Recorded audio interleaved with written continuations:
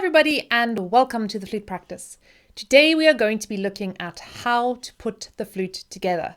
Now this video is going to be useful for all of you beginners, but this is very important and useful for all of us playing the flute. We need to just remind ourselves of some of the basics of how to put this instrument together, remembering that taking care of the instrument and looking after the instrument is going to go a long way in preventing instrument damage and kind of meaning that we have to go and take it in for a service every few months. Let's go check it out. Okay, so most of your flute cases are going to have these kind of two little clips over here.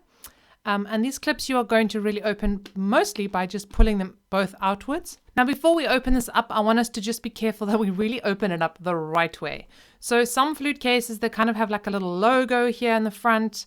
That usually shows you where the top is. Others, like this one, you can see quite clearly, has got kind of the curved part on the top. So you can kind of clearly see what is the top here and what is the bottom.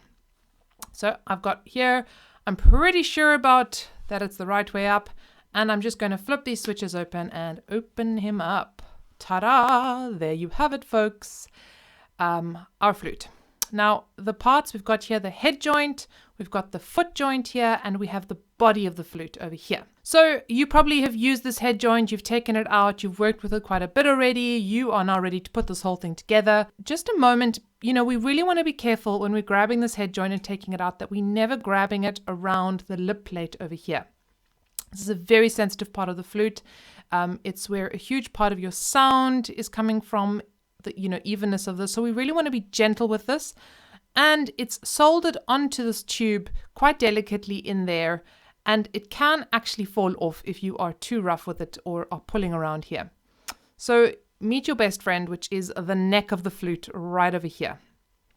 And we're going to take out the body of the flute, and it's the same business. We never want to be grabbing the flute or kind of yanking it out from this lovely mechanism. We want to, once again, grab it at the neck of the flute over here. So we'll take it out. Okay, I've swung it around so that you can really see what I'm doing here. Basically, I've got the neck over here, I've got the neck over here, and I'm lining them up and kind of putting it or sliding it on. I'm trying not to kind of like twist and twist and twist too much. All of these joints are, as we know, metal on metal, and if we're kind of grinding away at them, we have the potential to actually kind of grind down those joints and we start getting very loose joints. So we want to be gentle with that. Of course, when I'm actually doing this on my own, I'm usually kind of having both my hands on top like this rather than underneath. But just to make it easier for you to see, I did it that way. Same thing, I'm going to grab again around the neck of the flute here.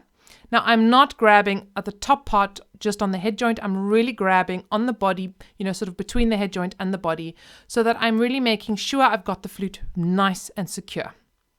Holding the flute up here, especially if you're holding it kind of vertically, is very dangerous. This, if it is a bit loose, could slip out and you lose half your flute. Got my neck, taking on my foot joint. Same thing applies here. We don't want to be kind of grabbing it too much, although the foot joint is a little bit more kind of durable.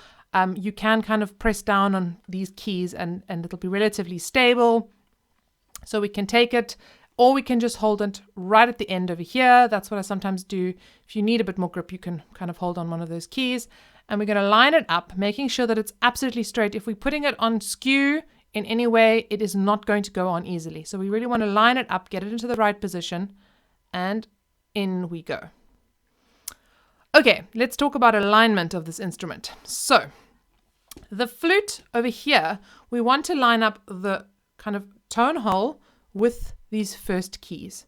Some flutes have got a nice marker over here, which you can look, a little arrow.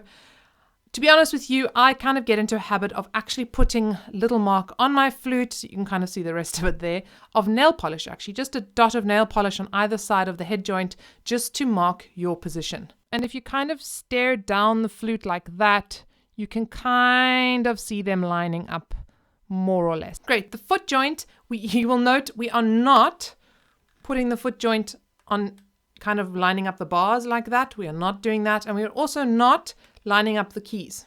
We're actually doing the exact opposite of both of those. We are lining it up in the middle so that the bar is in the middle of that key right over there. That's all it is. And there you have it, folks, your fully assembled flute. Once again, we don't want to be grabbing and kind of twisting ever, ever, ever from this key work. It has the added benefit that you're actually keeping the flute warm by holding it here, holding it around the neck nicely. So, when I'm waiting to play a concert or whatever it might be, I actually keep my flute warm by holding it around its neck. Okay guys, that was the first part, how to unpack the instrument. I'm going to encourage you guys dive straight into how to pack the instrument and how to really look after and take care of it. It is just as important. So go check that video out right now if you are doing this for the first time. Until then everybody, happy practicing and see you soon.